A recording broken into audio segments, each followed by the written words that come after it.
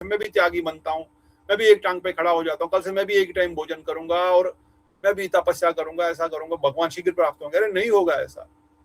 केवल भक्तों के संग में भक्ति के अंग का पालन करो, यही अनभिलाषिता शून्यम ज्ञान कर्म आदि अनावृतम है। ज्ञान कर्म के साथ योग, तपस्या, दान, ज्ञान और वैराग्य, ये सब आदि शब्द ज्ञान कर्म आदि इसलिए प्रयोग किया गया, अनावृतम। और फिर बताया मैं स्मरण करूंगा अनुशीलन कृष्ण अनुशीलनम अनुकूलेन कृष्ण अनुशीलनम भक्तिरुतमा। मैं भक्ति के नाम संकीर्तन स्मरण कीर्तन के साथ स्मरण अवश्य करूंगा, इसको दूर नहीं रखूंगा। मैं देवी देवताओं का पूजन नहीं करूंगा, देवी देवताओं का पूजन करना अनभिलाषिता शून्यम में बाधा है, इसलिए मैं किसी दूसरे अंग को पालन नहीं करूंगा, केवल भक्ति के अंगों का पालन करूंगा। अगर कोई देवी देवताओं का पूजन करता है या किसी दूसरे भक्ति के अंग का पालन करता है, भक्ति का अंग नहीं, आध्यात्मिक जीवन के अंग का पालन करता है, तो मुझे बड़ा कष्ट होता है ऐसे लोगों को देख करके, क्योंकि ये क्या कर रहे हैं बेचारे। इतना सरल उपाय, इतना आनंददायक उपाय न लेते हुए, यह कान को ऐसे न पकड़ तो इधर से आकर के पकड़ना चाहते हैं, जो कि पॉसिबल ही नहीं है। अरे सीधा रास्ते से चलो, सीधा सरल रास्ते से चलो, क्यों यहाँ वहां भटक रहे हो संसार के छोटे मोटे सुखों के लिए, जबकि प्रेम प्राप्त हो मिल जाएगा, वो कृष्ण प्रेम की प्राप्ति देने वाला है ये। फिर समझा रहे हैं कि भाई हाँ ये सब करना है, परंतु ये जो 6 प्रकार के चोर डकैत जो निरंतर मेरे पर प्रहार कर रहे हैं, lust, greed, anger, attachment, pride and envy, देही विषय रूपे गना देख जाते के इंद्रिय गण, यह करी यह बात नाही कया, सुनीला ना सुनिया काने, जनीला ना जानिए प्राण, देहते ना पारे निश्चय। मैं इतना सुन रहा हूँ, इतना जानता हूँ कि ये 6 वेग दोमी, 6 दोष शोधी, 6 गुना देहो दासे, ये 6 गुणों को हमको प्राप्त, 6 दोषों से बचना है, पर ये बार बार मुझ पर अटैक करके मुझे हरा देते हैं। ये काम रूपी शत्रु, स्त्री पुरुष का आकर्षण, ये संसार के भोग की प्रवृत्ति बार बार मुझ पे अटैक करके मुझे हरा देती है। मैं जानता हूं ये ठीक नहीं है, पर फिर भी ये मुझ पर अटैक करता है और मैं इसके चक्कर में हार जाता हूं, और भक्ति मार्ग में जो आनंद की अनुभूति, जो रस की अनुभूति करनी चाहिए, उसे वंचित हो जाता हूं। क्योंकि शास्त्र वर्णन करते हैं जो काम रस में डूबा हुआ उसको रागानाभुक्ति के अंतर्गत राग प्रेम रस की अनुभूति तब तक नहीं हो पाएगी, क्योंकि वो एक रस का रस चख रहा है ना, तो दूसरे रस की अनुभूति नहीं हो पाएगी। काम रूपी रस मुझे हरा रहा है, मेरे अंदर से जो रस, जो मैं भक्ति रस की अनुभूति करने वाला था, उसको ये जला खत्म कर रहा है। क्रोध रूपी चोर, थोड़ा सा क्रोध कर लिया, गुस्सा आ गया, झगड़ा हो गया, 15 दिन की भक्ति का नाश। परम पूज्य विष्णुदेव महाराज ऐसा वर्णन करते थे, अवश्य शास्त्रों से वर्णन किया होगा। 15 दिन की भक्ति नाश एक झगड़ा करने से। इतनी मेहनत से 15 दिन उठा, नाम किया, जप किया, सेवा किया, सुबह शाम लगा रहा, पर किसी ने थोड़ा सा क्रोध दिला दिया और खत्म। अरे क्यों क्रोध करना, उसका अधिकार नहीं है वो समझने की मेरी बात का। मुझे क्या करना, वो जो कर रहा है करने दो, मैं अपना भजन करता रहूं। ग्रीड, लालच, ये भी वो भी, अटैचमेंट, आसक्ति अपने पुत्र से, परिवार से, धन से, संपदा से। भले ही हम बोलेंगे तो वैष्णव है, परंतु वैष्णव के दृष्टिकोण से नहीं देखते हैं, देखते हैं मेरा पुत्र, पत्नी, पति, इस दृष्टिकोण से। भले ही बाहर से कितना भी बोलेंगे हमें यह तो वैष्णव वैष्णव नहीं, पर मेरी आसक्ति है। क्या सेम व्यवहार मैं दूसरे के पुत्र से करता हूं जो अपने पुत्र से करता हूं? वैष्णव अगर समझता तो अपनी पुत्री से और सामने वाले की पुत्री से सेम ही प्रेम करता, पर नहीं होता ऐसा, क्योंकि आसक्ति है, पुत्री है, मेरी पुत्री है, ऐसे नहीं कि वैष्णव। वैष्णव तो दोनों है। फिर कितना संभावना आ गई है अभी तक, ये मेरे को सुनते हुए, जानते हुए भी फिर भी आसक्ति है, अहंकार है, प्राइड है, अपने ईर्ष्या है दूसरे के प्रति। हाँ, ये 5 इंद्रियां, आंख, नाक, मुख, कान, त्वचा, बार बार भोगों के पीछे भगा रही है। अरे छोड़ो, थोड़ा आराम कर लो, छोड़ो, थोड़ा सा आनंद ले लो। ये जानते हुए भी कि इतना सब भजन के बारे में, भक्ति के बारे में, मेरे कान जो है वो बहरे के बांते हो गए हैं, ये मानते ही नहीं है, समझते ही नहीं है, बहरे जैसे बन जाते हैं। अब मैं क्या करूं? मैं अपने प्राण भी छोड़ नहीं सकता, क्योंकि अगर प्राण छोड़ने से इन सब से मुक्ति मिल जाती तो अपने प्राण ही त्याग देता। पर प्राण त्यागने से काम खत्म हो जाएगा, इसकी कोई गारंटी इससे संभव ही नहीं है। इट इज इम्पॉसिबल, क्योंकि काम क्रोध ये तो मन का विषय है, इंद्रियां तो केवल उसको पूर्ति करते हैं। हमारे अंदर जो भोग की प्रवृत्ति है तो मन तो एंजॉय कर रहा है, मन को तो कोई त्याग नहीं सकता। मन तो आत्मा के साथ जुड़ा हुआ है, मन बुद्धि अहंकार। इंद्रियां तो केवल माध्यम है जिनके द्वारा से हम इनको भोग कर रहे हैं। तो अगर मैं शरीर छोड़ भी दूं, इंद्रियां चली जाएंगी, मन कहाँ जाएंगे? मन को आत्मा से चिपका हुआ, उसको तो छोड़ नहीं सकते। वो तो फिर भी डिजायर करेगा काम का, वो तो फिर भी डिजायर करेगा खाने का, पीने का, बाकी सब सुगंध का, देखने का अच्छे अच्छे दृश्य। उसको कैसे रोकोगे? इसलिए अगर मैं प्राण त्यागने से संभव तो प्राण ही त्याग, पर प्राण त्यागने से संभव नहीं है। पर मैं कैसे करूं ये? इसके लिए बता रहे हैं, इसका भी एक उपाय मिल गया है। इसका भी एक उपाय आ गया है। क्या है इसका उपाय? कह रहे इसका उपाय मैं बता रहा हूं। मैं इन सब काम क्रोध मोह लोभ मद मत्सर्य दंभ सहा स्थाने स्थाने नियुक्त करीबे, आनंद करी हृदय रूपी करी पराजय, अनायासे गोविंद भजिबे। अनायासे, बड़े आसान से मैं गोविंद का भजन करूंगा। कैसे? I will engage lust, anger, greed, attachment, envy and pride appropriately in different ways. But this I will defeat by these 6 enemies, and with a blissful heart I will worship Govinda. ये काम क्रोध लोभ मोह मद मत्सर जो है, दंभ जो है, अहंकार जो है, इन सब को मैं परास्त करूंगा। परास्त नहीं कर सकते, पर इनको मैं सेवा में लगाऊंगा। हाँ, इन सबको जब मैं सेवा में लगाऊंगा तो ये भी सेवा में लग जाएंगे, क्योंकि काम को कामना की पूर्ति चाहिए, क्रोध को क्रोध की पूर्ति चाहिए। पर कैसे करेंगे? तो इसको मैं सेवा में लगाऊंगा, इनको मैं मोड़ूंगा। ये जो वेग है, ये जो बाढ़ आ रही है, मैं इसको रोक नहीं सकता, पर इसकी डायरेक्शन तो जरूर मोड़ सकता हूँ। डायरेक्शन तो जरूर मोड़ सकता हूँ।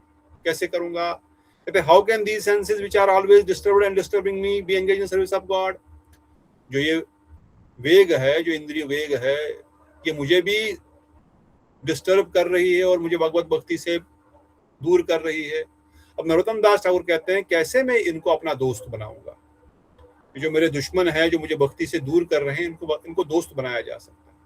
कैसे दोस्त बनाया जाएगा? कहते द एनिमीज काम क्रोध लोभ मोह मद मत्सर are they are against Krishna bhajan, but I give each of these enemies a great service and now they will not never disturb me. अब मैं जब इनको सेवा में लगाऊंगा तो मुझे डिस्टर्ब नहीं करेंगे।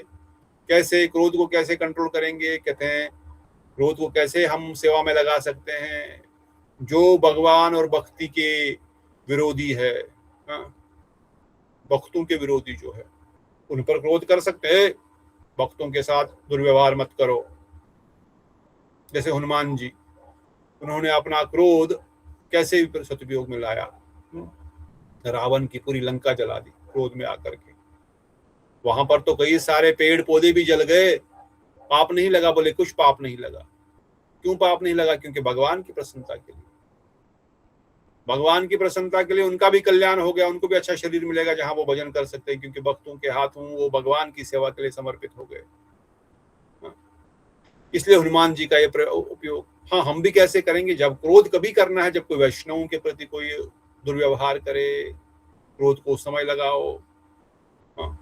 कहते anger can also be used on your mind and senses that are against bhajan, जो भजन के विरोधी है। Why not help me in the practice of bhakti? Why do you disturb me in this way? Give constant punishment to the mind and senses. क्रोध को भी, अपने मन को भी बार बार समझाते रहो। जो हमारे रघुनाथ दास गोस्वामी मानस शिक्षा में कहते हैं, हे मेरे प्यारे भैया मन, क्यों तू गधे के मूत्र से नहा रहा है और खुद को भी कष्ट दे रहा है और मुझे भी कष्ट दे रहा है? इसमें कोई आनंद नहीं है। गधे के मूत्र से नहाने में कोई आनंद नहीं है। बदबू ही बदबू है, गर्म हाथ है और बहुत गंदा है ये।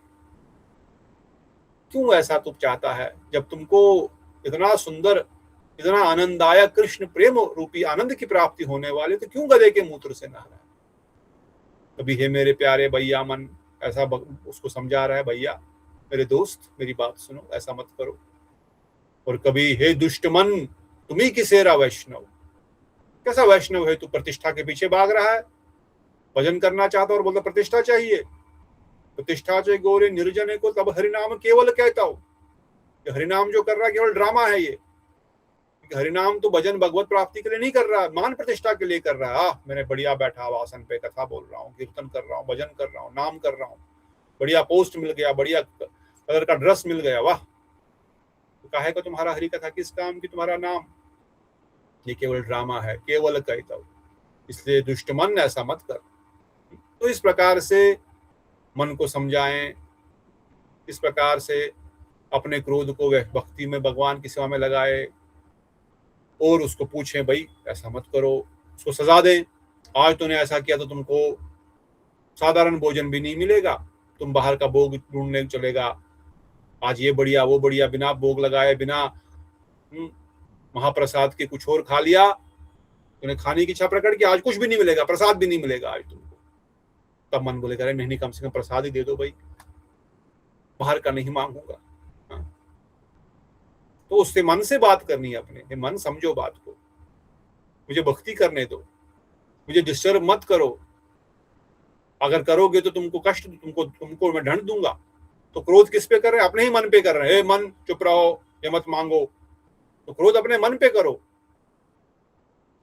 क्रोध को प्रॉपरली यूटिलाइज हो जाएगा। कोई भजन में डिस्टर्ब करने आ गया है, डोंट डिस्टर्ब मी, उस पर क्रोध करो। अपना भजन नहीं कर रहे हो, मुझे भी डिस्टर्ब कर रहे हो। खुद तो कुछ प्राप्ति भजन करना नहीं है, भगवत प्राप्ति करनी नहीं, मुझे क्यों डिस्टर्ब कर रहे हो? आएगा जो झगड़ा करेगा, झगड़ा करो, बाद में बात ही नहीं करेगा, ठीक है, अपना भजन अच्छे से होगा। तो क्रोध को भी प्रयोग में लाया जा सकता है। अगर क्रोध को हम नहीं, ऐसे लोगों से क्रोध नहीं करेंगे जो हमारा भजन में डिस्टर्ब करते हैं, तो हम डिस्टर्ब होकर के फिर से भजन से छूट जाएंगे।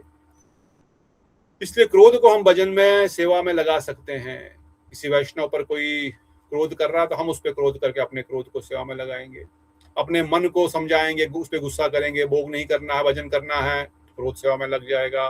कोई हमको डिस्टर्ब कर रहा है भजन मार्ग में, ग्रामी कथा में लगा रहा है, कुछ उल्टी सीधी बातें कर रहा है, उस पर क्रोध करेंगे, चुप रहो। तो क्रोध इस प्रकार से क्रोध सेवा में लगेगा। अगर क्रोध सेवा में लगेगा तो ऑटोमेटिकली ही वो शांत हो जाएगा। अदरवाइज हमको ये क्रोध जो है डिस्टर्ब करता रहेगा।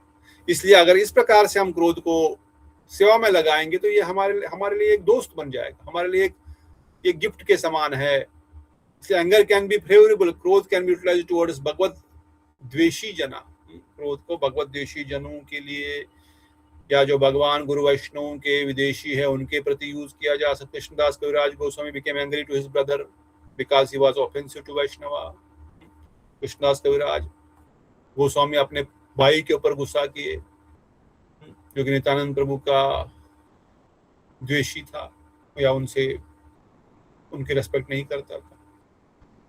इस प्रकार से हम क्रोध को सेवा में लगा सकते हैं। 2-3 बार डेली मन को क्रोध करो तो खुद ब खुद सेवा में आ जाएगा।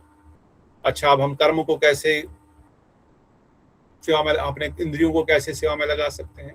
ये तो हम कृष्ण कर्मार्पण। काम को कैसे सेवा में लगाएंगे? हमारी जो कामनाएं हैं हृदय में भोग की, कैसे करेंगे इनको, कैसे इनको कंट्रोल, कैसे इनको गाइड करेंगे, कैसे इनको दबा तो नहीं सकते पर कैसे उनको गाइड करेंगे? कहते कृष्ण कर्मार्पण, कृष्ण अर्पण, इसको कृष्ण के लिए अर्पण करो। The lust is like a toxin, where to use it? We use it always serving Krishna. If one serves day and night, then his energy will be appropriately directed and lust will never disturb him. Lazy and crazy people who do not serve will be follower of mundane lust. They make very sweet business with lust. हम काम को कृष्ण को अर्पण करेंगे। काम को कृष्ण को, जो भी कार्य, जो भी हमारा हृदय में कामनाएं आती हैं उनको कृष्ण सेवा में लगाएंगे।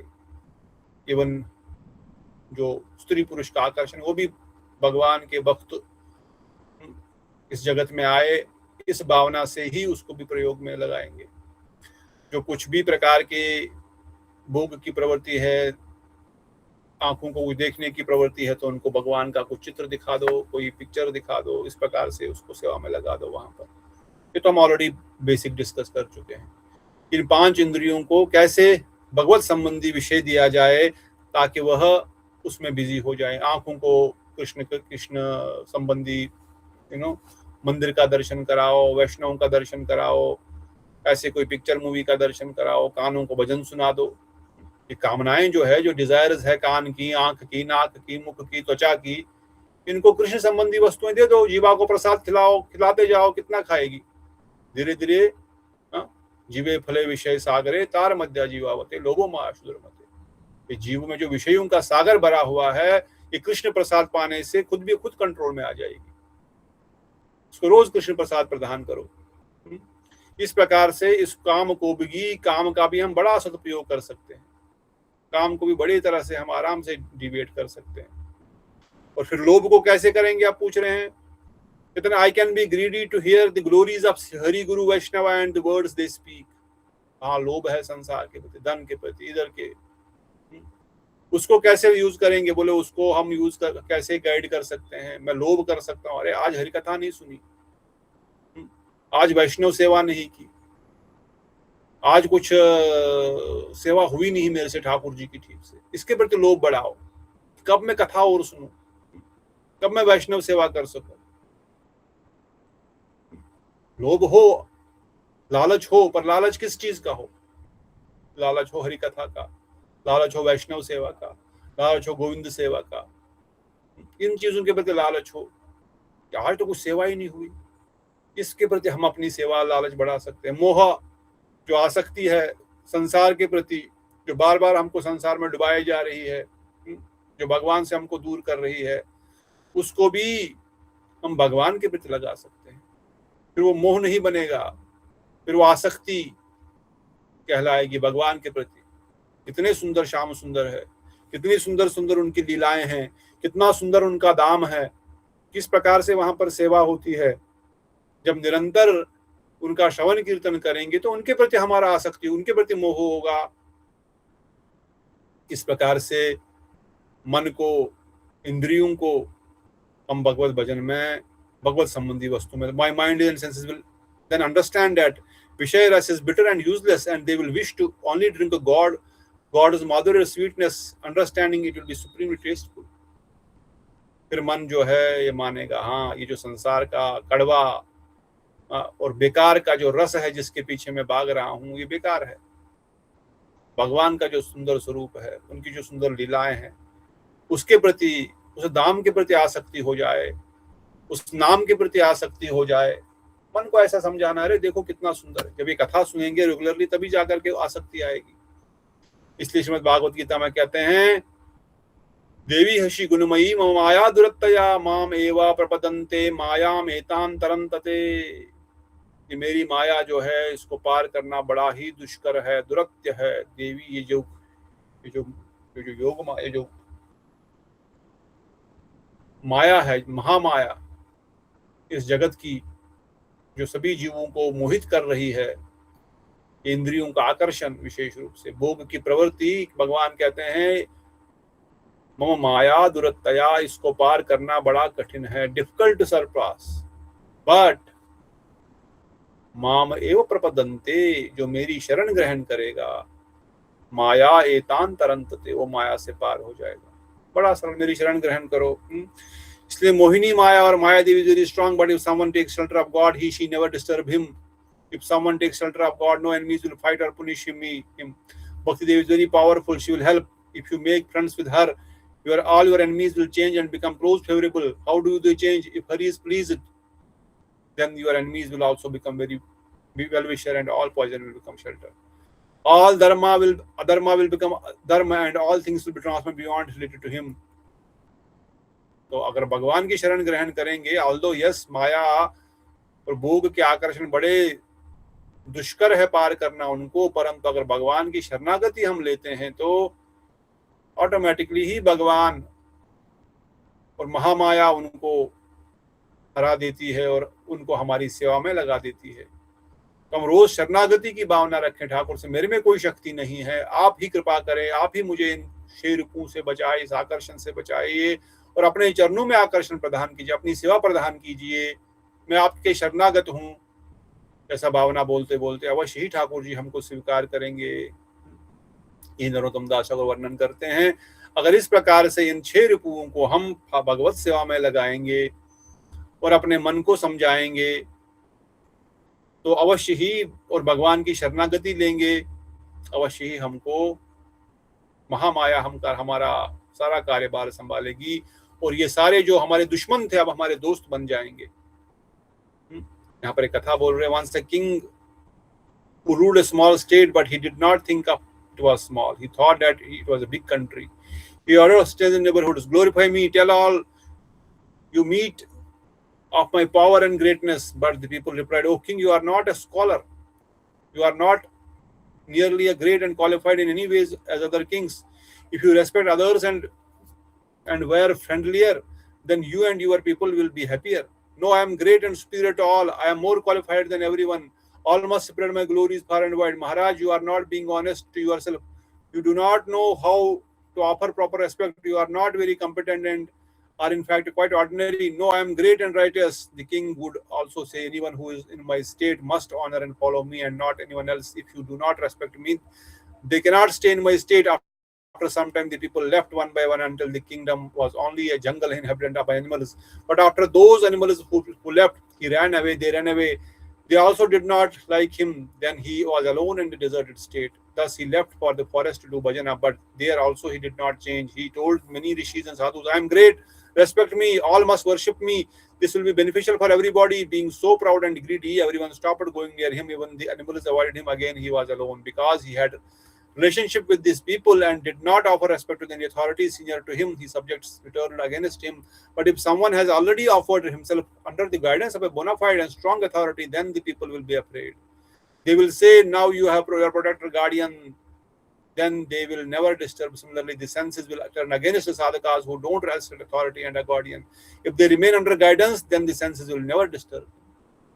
वैष्णव स्टोरी बता रहे हैं किसी राजा की, समझाने के लिए, जो था तो बहुत साधारण सा, पर सबको मैं बहुत बड़ा राजा हूँ, सब मेरी रेस्पेक्ट करो, सब मेरा सम्मान करो, सब मुझे धन संपदा, सब मुझे भगवान के रूप में समझो। अरे आप तो छोटे से राजा है, आप तो अपने शरीर के छोटे से राजा, सबको बोल रहे हो इसका मुझे बहुत सम्मान करो, ये करो वो करो। नहीं, तुम नहीं करोगे तो तुम त्याग दो इस राज्यपाठ को।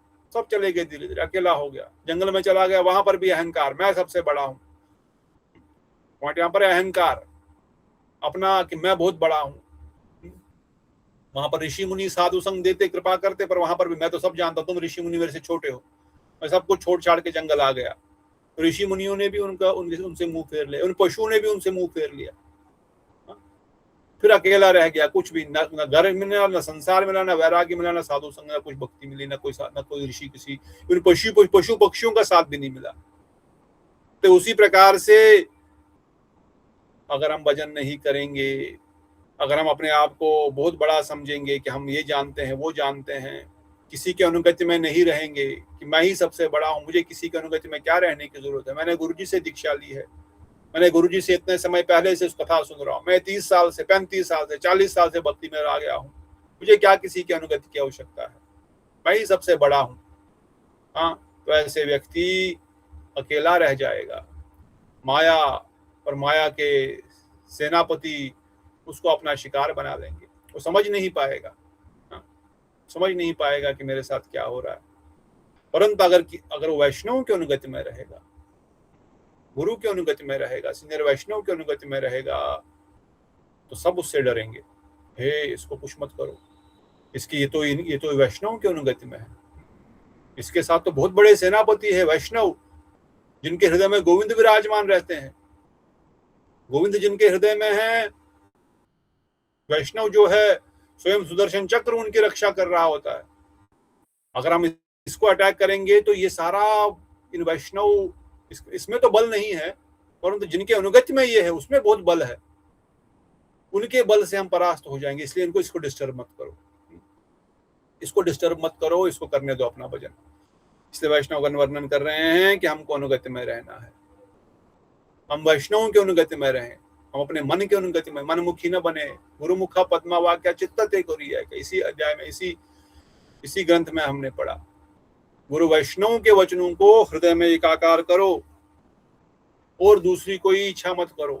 अपने आप को भक्त समझ करके, बड़ा समझ करके फिर माया परास्त करेगी। इसलिए कहते हैं आगे कथा में जो ब्राह्मण था, then came to a king. A Brahman came to that king who was now living in a forest and said, "Oh king, listen, I have come to give you some good advice. Do sadhana and worship God. I am not your enemy. Please listen to my words." अब ब्राह्मण उस राजा के यहाँ आया, कहते भजन करो राजन, मैं तुम्हारा दुश्मन नहीं हूँ, तुम्हारे भले के लिए बोल रहा हूँ, तुम जो कर रहे हो, भटक रहे हो, कोई लाभ नहीं हो रहा है, भजन करो। पर राजा क्या बोल रहा है? No, this is not possible, I can not follow this advice, if you follow this you will be happy. राजा बोल रहा मैं ये नहीं कर सकता, और ब्राह्मण बोल रहा अगर करोगे तुम खुश हो जाओगे। But the king was alone and without company, he did not chase the ब्राह्मण away. Slowly, little by little, Brahman befriended the king and changed his nature, and the king returned to his kingdom, which began to prosper again. And then he made Brahman his minister and always remained under the guidance and the rest of his life. Ratan Das Thakur says that in this way, if Kama, Krodha, Moha, etc. are with you, but they will be your enemies and will always be against you. But if you hear the advice of Sri Guru and Vaishnava, then they will not be strong. They will no longer be your enemy and never disturb you. They will say, "Oh, he has a strong protector and guardian." Not only will they disturb you, they will be your helper, powerful helpers, helpful followers rather. वही शब्द बता रहे हैं। जैसे तैसे वो राजा को ब्राह्मण उसके साथ ही रहा, बात तो नहीं मानता पर थोड़ा थोड़ा संग करता था, धीरे धीरे उसको बार बार कथा सुनाता था, बार बार कुछ न कुछ समझाता था, रहता था। तो धीरे धीरे उस राजा का हृदय परिवर्तित हुआ, धीरे धीरे उसका हृदय परिवर्तित हुआ, वो समझने लग गया, अपने राजा पाठ वापस अपने राज्य में वापस आ गया, अपने आप को चेंज किया, तो फिर से अपने राज्य पाठ को प्राप्त करके फिर से राजा का रोल ठीक से निभाने लग गया। उस ब्राह्मण को अपना मिनिस्टर बना दिया, वो उसको हमेशा उसके अनुगति में रहा और फिर आगे प्रगति करने लग गया। वैष्णवगण समझा रहे हैं कि ठीक है, कभी कभार हमारा मन नहीं मानता किसी के अनुगति में रहना, पर वैष्णव बड़े दयालु होते हैं, वही आकर के हमको अपना संग प्रदान करते हैं, जैसे तैसे हमको शिक्षा प्रदान करते हैं, क्योंकि वो बड़े दयालु है, वो जानते हैं कि इसका कल्याण कैसे होगा। परंतु कम से कम किसी वैष्णव के साथ हमारी मित्रता तो हो, हमारा संबंध थोड़ा सा उनके साथ हो, तब तो जाकर के कोई हम पर अपना स्नेह, अपना कृपा रूपी स्नेह प्रदर्शित करेगा। और एकदम से नहीं समझ पाएंगे तो धीरे धीरे समझ जाएंगे, धीरे धीरे उनका प्रेम, उनकी कृपा, उनकी प्रार्थना हमको चेंज करेगी। और फिर जो माया के जो ये सेनापति हमको अटैक कर रहे थे वो भी दूर हो जाएंगे, वो भी हमारे सेवक बन जाएंगे। अरे क्यों, ये तो एक सीनियर भगवान के भक्त के अनुगति में है। वही समरी है कि हमको अनुगति में रह करके ही भजन कर पाएंगे। हमको अहंकार अगर है कि हम बहुत कुछ कर रहे हैं, बहुत कुछ करेंगे, तो फिर नहीं होगा। इसलिए नरोत्तम दास ठाकुर वर्णन कर रहे हैं, कृष्ण सेवा कर्मर्पणे क्रोध भक्ति द्वेषी जने लोभ साधु संगे हरि कथा मोह इष्ट लवे विना मध्य कृष्ण गुणे गना गुण गाने नियुक्त करीबे जथा तथा। I will offer my lust in the seva of Krishna. I will use my anger against the enemies of devotees. I will utilize my greed by always being eager to hear topics of Hari. In association of the pure devotees, I will become bewildered in separation from my Lord due to the excess attachment to him. I will become mad and intoxicated when glorifying Krishna's qualities. In this way, I will engage all these in the service of Lord. Narottam दास ठाकुर भी यही वर्णन कर रहे हैं अगले श्लोक में कि किस प्रकार से मैं कृष्ण सेवा में अपने काम को नियुक्त करूंगा, किस प्रकार से मैं अपने क्रोध को वैष्णव देशियों के प्रति प्रयोग करूंगा, किस प्रकार से मैं अपनी जो लालच है, जो ग्रीड है, वो हरिकथा, वैष्णव साधु संग, शुद्ध भक्तों के साधु संग में रहने के लिए उसका प्रयोग करूंगा, किस प्रकार से वैष्णवों से विरह से मेरा हृदय गदगद हो जाए और मैं उनके प्रति आसक्ति हो जाए कि मैं जो वैष्णव विरह नहीं सह सकता, मैं पागल हो जाऊंगा भगवान हरि की कथा का गुणगान करते करते, उसी में मैं डूब जाऊं। इस प्रकार से मैं अपनी समस्त इंद्रियों को वैष्णव सेवा, भगवत सेवा में लगाऊंगा।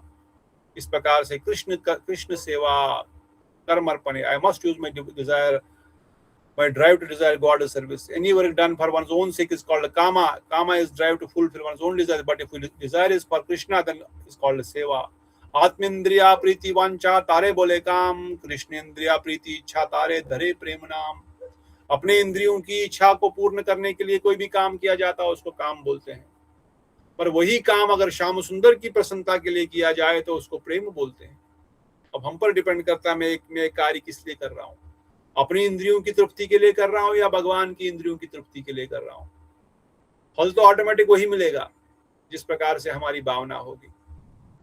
परंतु अगर कृष्ण भगवान श्री श्याम सुंदर की प्राप्ति के लिए करेंगे, जो आनंद, जो अनुभूति खुद की इंद्रियों को संतुष्ट करने के लिए उस कार्य को कर रहे थे, उससे कई गुना इंद्रिया, मन, बुद्धि, आत्म संतुष्ट हो जाएगी, उससे कई हजार गुना अधिक वही कार्य करने से, पर कृष्ण को केंद्र में केवल मात्र रखने से। ऐसा नहीं कि हमको दुख होगा, कष्ट होगा, वैराग्य होगा, वही सुख की अनुभूति होगी, अधिक सुख की अनुभूति होगी, क्योंकि उसमें कृष्ण सेंटर में आ जाएंगे। भगवान की प्रसन्नता के लिए कर रहा है, इसलिए बता रहे हैं अपनी इंद्रियों की तृप्ति नहीं, भगवान की इंद्रियों की तृप्ति के लिए कार्य किया जाए, वही प्रेम है। क्योंकि कृष्ण प्रेम और काम में यही एक अंतर है कि एक अपने लिए किया जाता है, एक भगवान की इच्छा के लिए किया जाता है। Desire of Krishna's happiness and service and cultivation action is called prem. This is nishkalanka, perfectly clean and spotless. If you cultivate this, you will have no more problems. You will be elevated step by step. धीरे धीरे step by step आगे बढ़ेंगे. But if you do anything for your own self, you will become tumbled down and fall into the well of hell.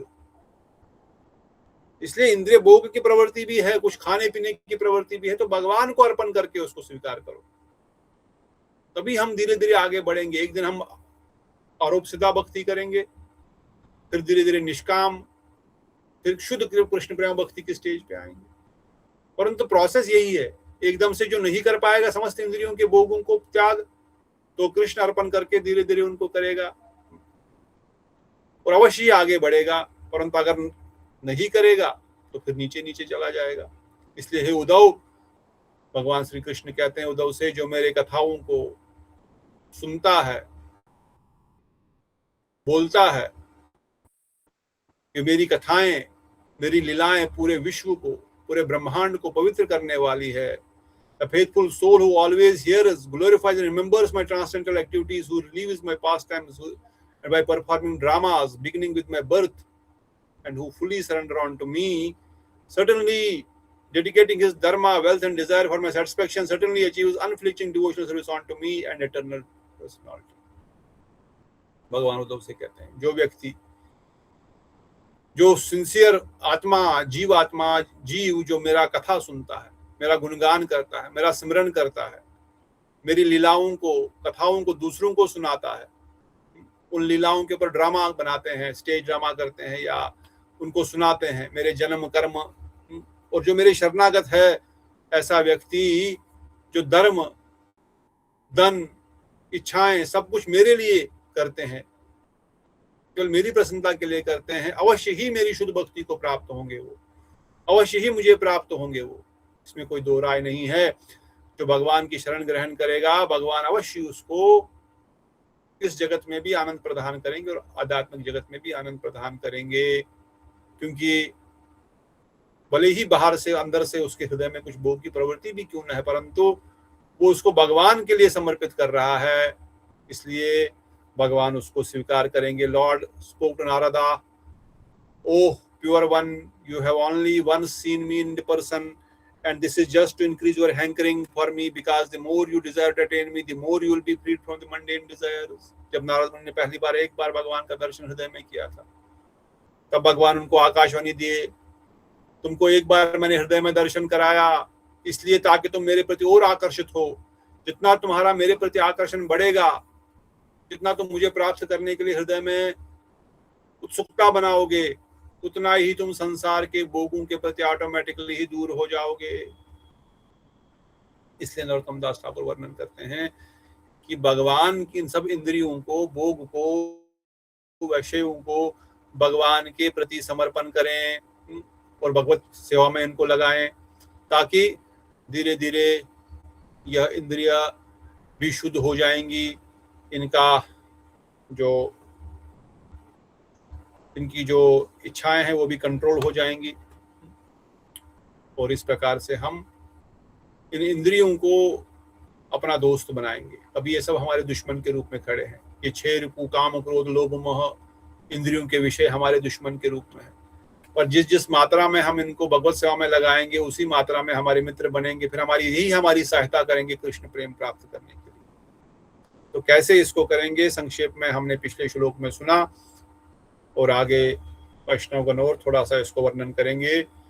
कैसे इन 6 रिपुओं को, 5 इंद्रियों को हम भगवत सेवा में लगाते हुए अपने घर संसार में रहते हुए भी कैसे भजन करके कृष्ण प्रेम को प्राप्त कर सकते हैं।